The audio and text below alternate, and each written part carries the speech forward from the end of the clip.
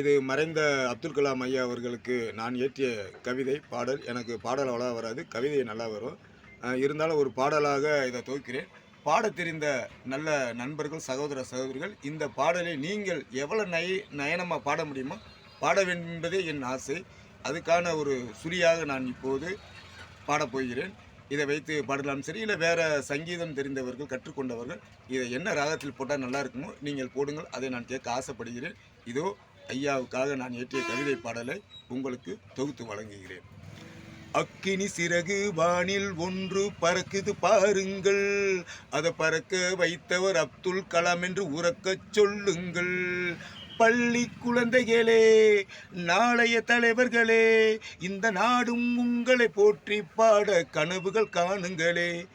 சிட்டுக்குருவி கூடு கட்டும் அழகை பாருங்கள், அதுக்கு கத்து கொடுத்த தலைவன் பேரை நீங்கள் சொல்லுங்கள். மின்மினி பூச்சிக்கு லைட்டு எரியுது இறைவன் படைப்புங்க, நம் வீட்டில் எல்லா லைட்டு எரியுது எடிசன் உழைப்புங்க. இவர்களைப் போல நீங்களும் இங்கு கண்டுபிடிக்க வேண்டும். இதை கண்டு இந்த உலகம் உங்களை போற்றி பாட வேண்டும். அக்கினி சிறகு வானில் ஒன்று பறக்குது பாருங்கள், இதை பறக்க வைத்தவர் அப்துல் கலாம் என்று உறக்கச் சொல்லுங்கள். பிறப்பு ஒரு சம்பகமாம், இறப்பு ஒரு சரித்திரமாம், கல்லறையும் கருவறையும் அனைவருக்கும் சொந்தமப்பா.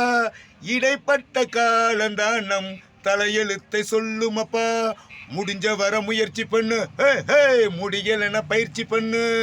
பட்டு நூலை தருவதெல்லாம் சின்ன சின்ன உயிர்கள்.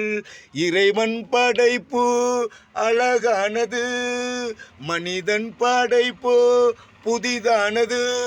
அக்கினி சிறகு வானில் ஒன்று பறக்குது பாருங்கள், அதை பறக்க வைத்தவர் அப்துல் கலாம் என்று உறக்கச் சொல்லுங்கள்.